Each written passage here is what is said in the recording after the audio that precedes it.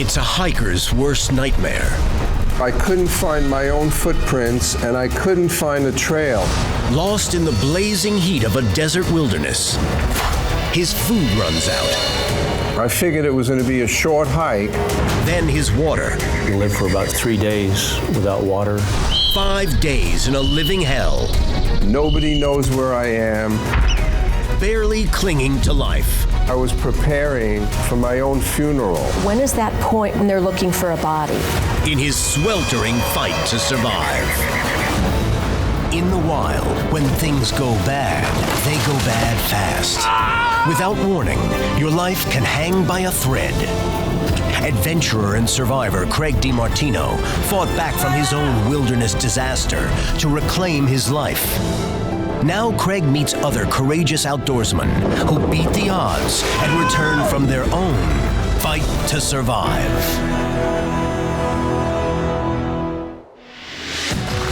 Hi, I'm Craig DeMartino.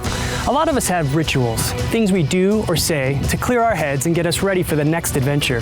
For me, it's packing and sorting the gear for the next trip. After closing a big real estate deal, Ed Rosenthal liked to go for a hike to clear his head. He was an experienced hiker, and he chose a familiar trail here in Joshua Tree National Park. But even experienced hikers get turned around, sometimes even lost. Surviving for days under the scorching sun with no water or food would take a miracle, one fueled by faith and Ed's incredible will to live. Joshua Tree National Park in Southern California is one of the most unique parks in the U.S. Here, two deserts meet, creating an arid landscape dotted with plants that long ago adapted to this rugged terrain. With over 550,000 acres of wilderness, hikers like Ed Rosenthal return again and again. For me, it's the desert. This time with Craig DeMartino. After a big real estate deal, you'd come out here. Is it the contrast of those two worlds? Tell me about that. Commercial real estate is very competitive. So there's the fact of relaxing after the deal.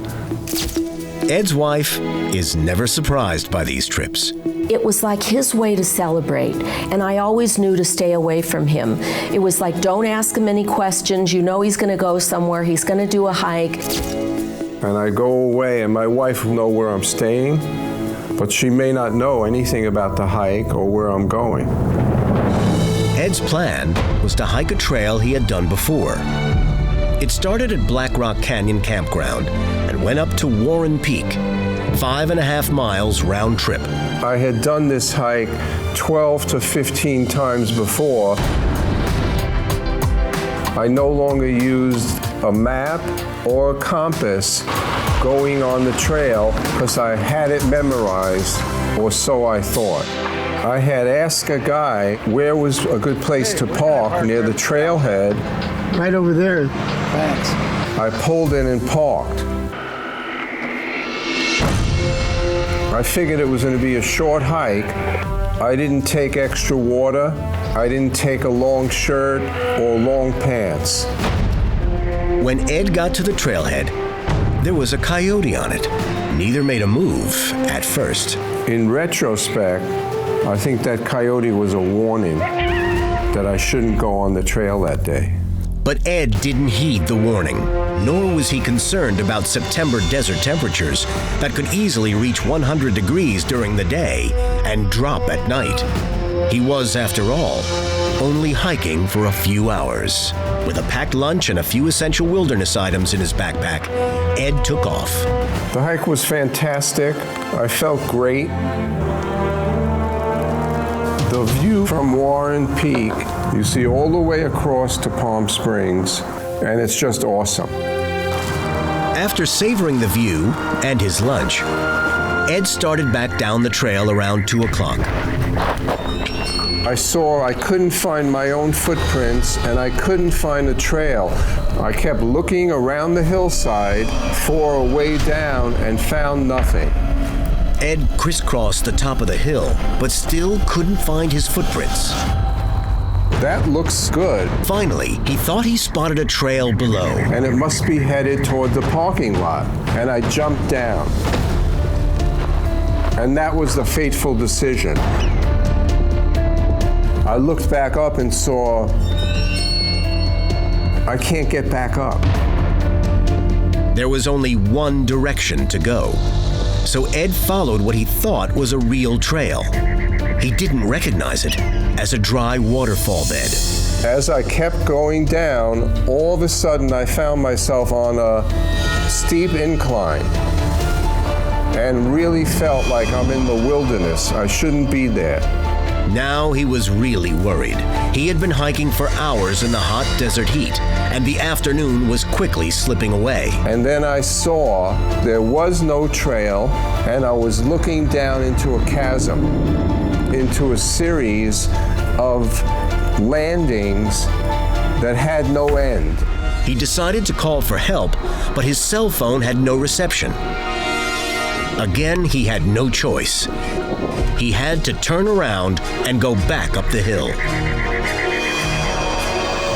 I pounded into the hillside the name of my boss that I was angry at my old firm. Damn it.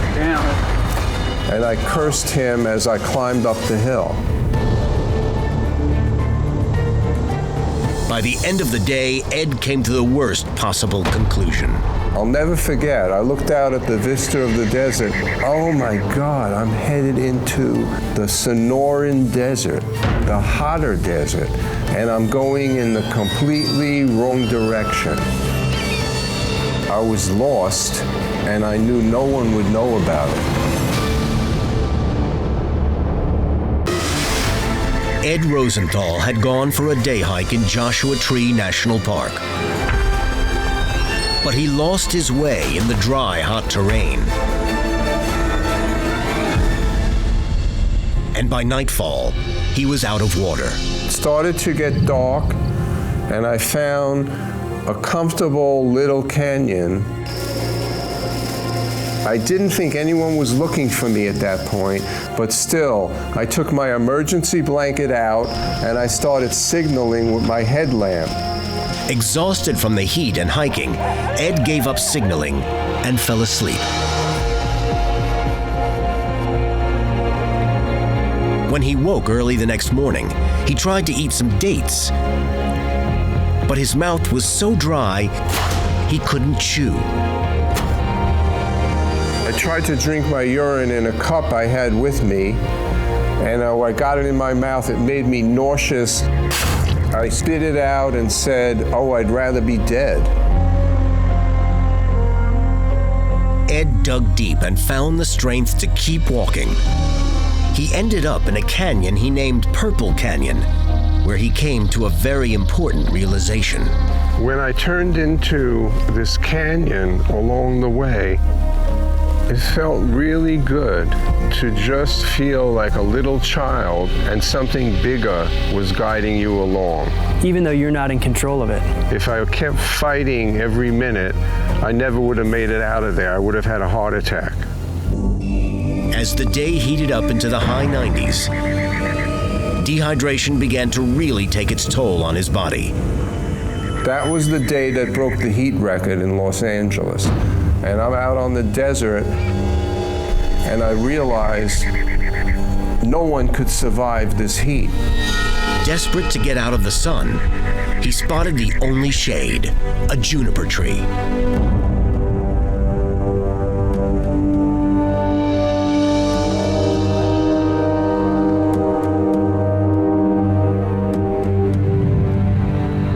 You were having dreams, and you were dreaming that you're in your regular life.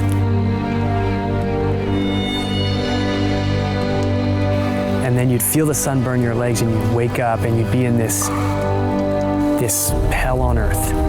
For me, that would be soul crushing. Fortunately, I was exhausted, and every time I woke up, I moved closer into the shade and fell asleep again.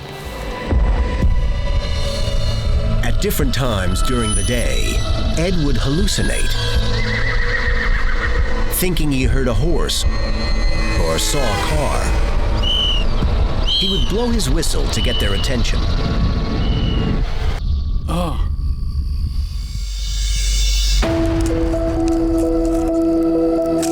He tried to cut into a yucca tree, hoping to get some moisture from it. He didn't succeed. As the day turned into night, this canyon got very cold. I wrapped myself in the emergency blanket and I tried to sleep on my backpack. It felt like a blue chill was over the whole canyon and I couldn't sleep at all.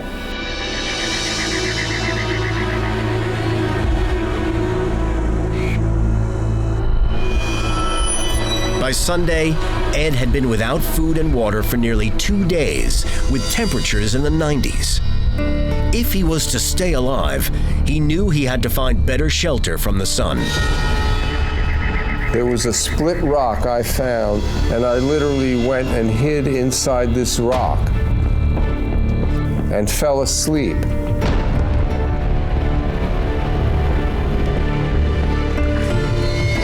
And finally, the sun came and hit me in my face, and I knew I'd broil under that rock. And I said to myself, oh my God, I don't know what the hell's gonna happen here.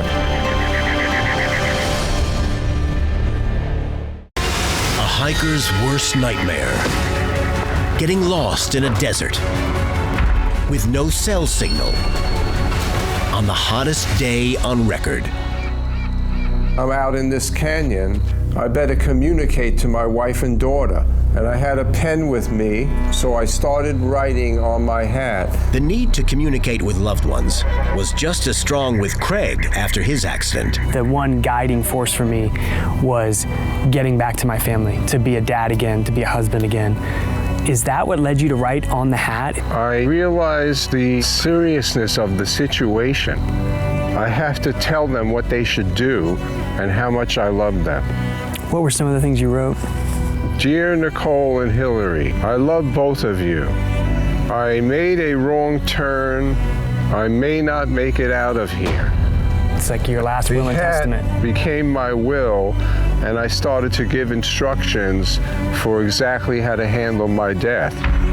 While Ed was writing to his loved ones in despair, he had no idea he had been reported missing to park rangers. So you said the car's been here since Friday? Yes, it has. The investigation started with a camper who had made contact with Ed on Friday. Yeah, the first time I saw him was when he pulled up here asking for directions. And had also seen his vehicle there on Sunday and had never seen him again. Hello? It's a call no wife would ever want to receive. A park ranger reporting that her husband was missing. No, I haven't heard anything. It was a bad dream. You always hear about it, that it happens to somebody else, getting that type of phone call, and it was like, no, this isn't happening.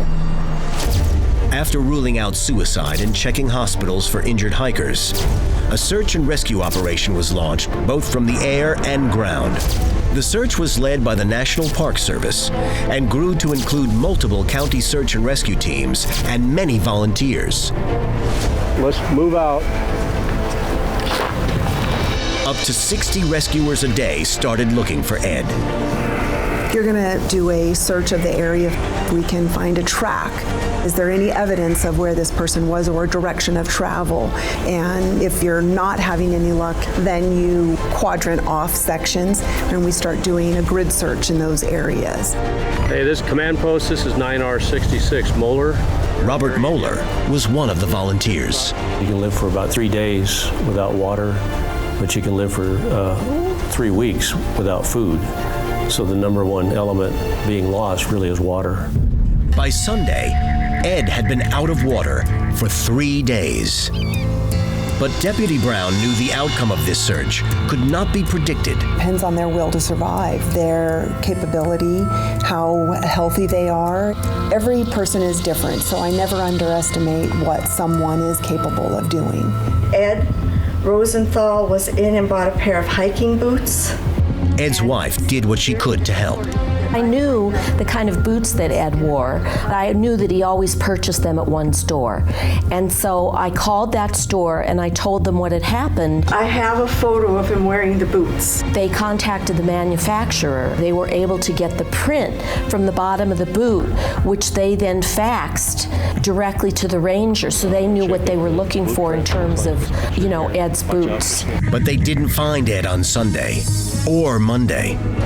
On Tuesday, the weather broke, and cloud cover cooled down the temperatures enough for Ed to feel he could make another move. I saw a lot of grass clumps available there that I could burn.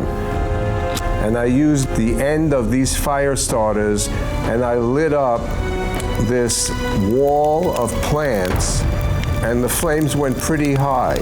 The fire burned for like 5-10 minutes, and then it went down. Well, that's the end of my fire starters. I wasn't sure if anyone had seen it.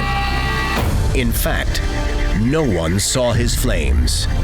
He would have to try to survive one more night, his fifth, cold and alone, with his body slowly shutting down.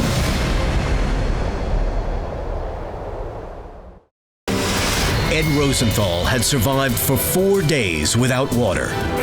Search and rescue teams had been looking for him for 3. Time was definitely running out. I kept thinking to myself, when is that point where they make that decision to stop searching for a person and then they're looking for a body? On Tuesday, Deputy Brown, frustrated with the lack of results so far, decided with her sergeant and a volunteer to start their own search for Ed. Yeah, there he is already. This wasn't protocol, but something they felt compelled to do. We went to the location where the vehicle had last been. We picked up track. Kind of going off in that direction. And we began searching. They were dogged. We continued on the panorama loop, ended up finding he had gone off the loop. Right here. And started a downward descent. He came way out here. Wow. We found almost every single track from there. That's him. Because it's not a hike area.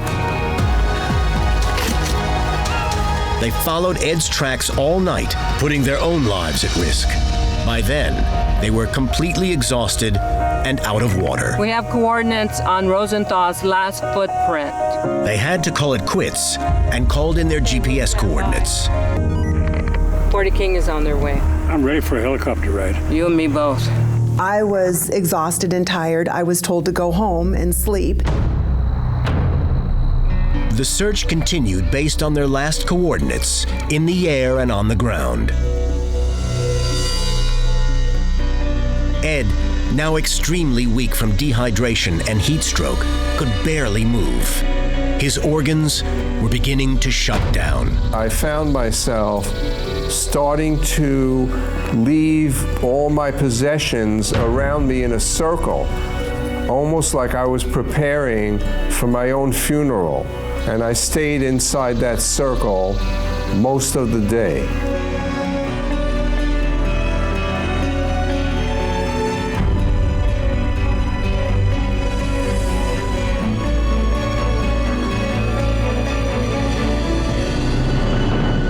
Thursday morning was the only morning I didn't wake up.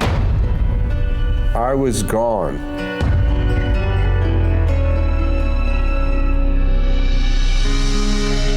Hello, Mrs. Rosenthal. I want you to know that we've been searching for your husband day and night. I felt like this was going to be the last day. Excellent trackers searching for your husband. I know working in the medical field, to be without food and water for that many days is pretty impossible. Either there would be good news or there wouldn't be good news.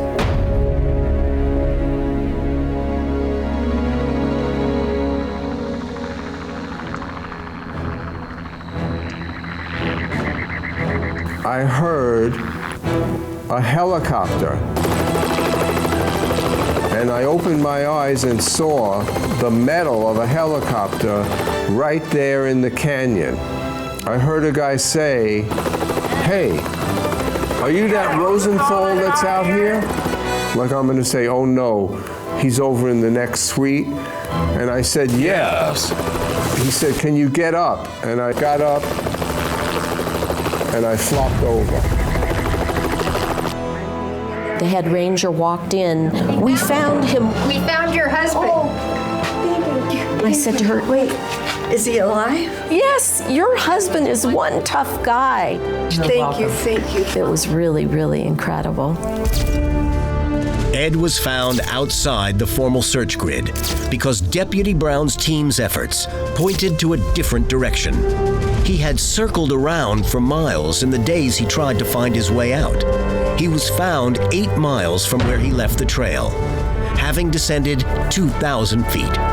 If Ed hadn't been rescued that morning, in all probability, he would have died that day. They did find some heart damage, but I was very fortunate. I understand you're supposed to be dead if you're without water for 6 days. Ed, grateful to be alive, thought the best way to say thanks to everyone was to throw a party. We invited everybody from the search and rescue and all the people from the Park Service, and it was fabulous to see these people again and having it be under joyous circumstances. Ed believes there are lessons to share from his experience. He wrote a book, The Desert Hat, Survival Poems, that recalls his harrowing time in the desert. For you, you're this high-powered real estate guy, and now you're in this situation where you're this little thing. It's emotionally draining. It can crush you. And I tell people, even though I went through all of that, I wouldn't change it. The reason I feel I would never do anything different, I left the big shot and harder parts of my personality on the floor of that canyon, and I don't want them back. When Ed realized he was in trouble, he stayed calm and took logical steps to help find his way out. Like Ed, I know the will to live and return to one's family can be a powerful force. Sometimes, visions of your own death can help keep you going and become one of the biggest survival assets in any fight to survive.